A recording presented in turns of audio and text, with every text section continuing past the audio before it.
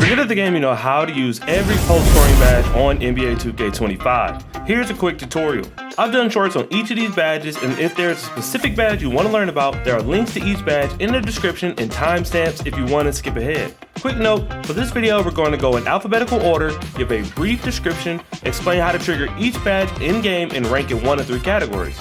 Yay meaning is a good badge and should be high on a priority list. A meaning not super important, where you can live without it, but it is a good badge to have.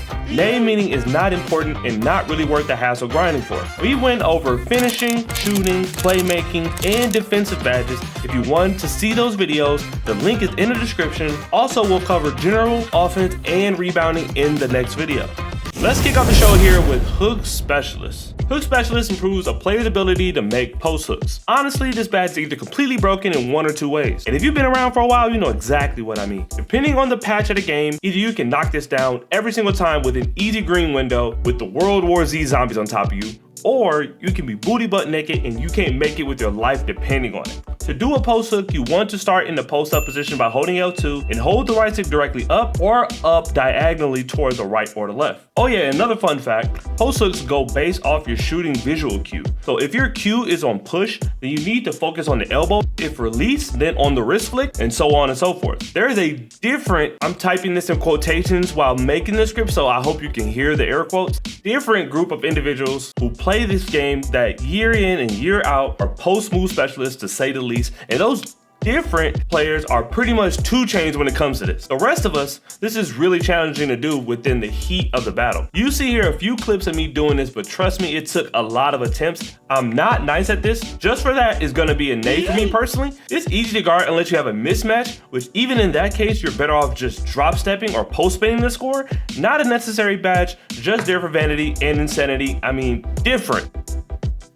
Up next, we have Post Fade Phenom. Post Fade Phenoms improves a player's ability to make post fades and hop shots. In case you're wondering, this pulls into your post control and mid-range jump shot. Definitely a great go-to if you have a player that is known for using this type of maneuver on a regular basis, like KD, Dirk, Kobe, etc. There's a couple ways to do this and get space. One being the old-fashioned holding L2 and using the left stick straight back to fading straight up. Second would be going towards your back shoulder and letting it go. Third and fourth, a little more complicated, so hang in there with me. Third being the post hop to get a little bit of space first before letting it fly. And then fourth and last, and probably the least likely for anyone to do, and that's the post step back. I go over those in a few different shorts if you want to explore. If I remember when posting this, I'll put it in the description. And if I forget, it's in the channel for your pleasure. This is a great move to do in last second shot clock situations as well. Give your guys up top the cue to get back on defense. Sometimes you can fluke an old board on the miss,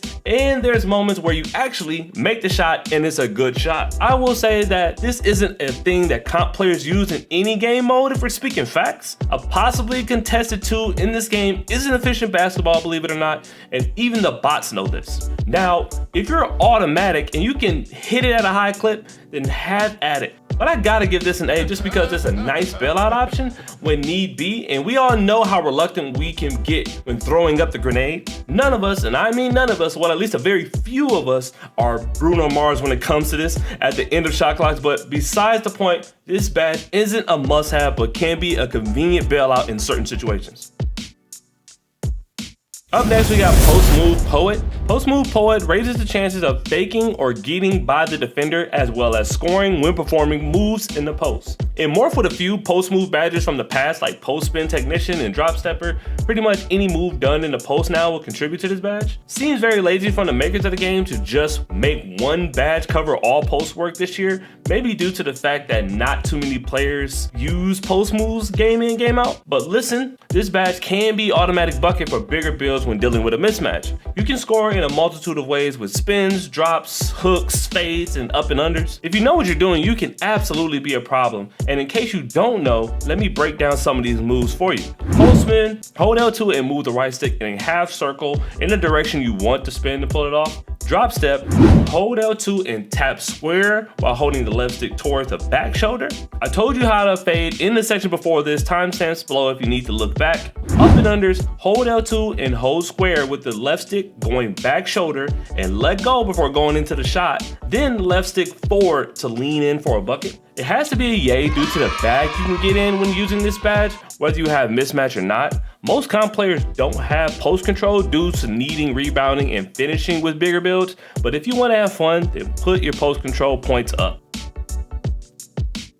Coming in last, we have Post Powerhouse. Post Powerhouse strengthens a player's ability at backing down defenders and moving them with drop steps. Now, this is great for you big guys who just want to bully the little guy and score easy baskets, the taking canning from a baby kind of fella. This move just requires you to hold L2 and move the left stick into the defender. Nothing feels better than seeing the first push and thinking to yourself, oh yeah, big fella, it's gonna be a long game. Right now, because it's a long game.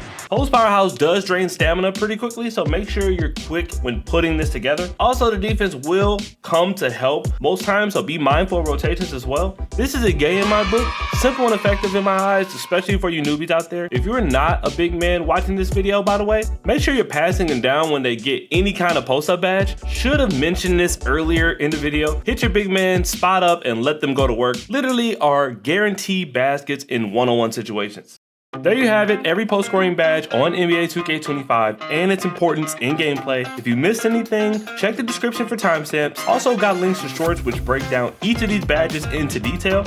Check out the other videos we've created on this channel if you want to improve in shooting, finishing, playmaking, and defense. Stay tuned for general offense and rebounding badges to come. Like and subscribe if you haven't already, and I'll see you next time.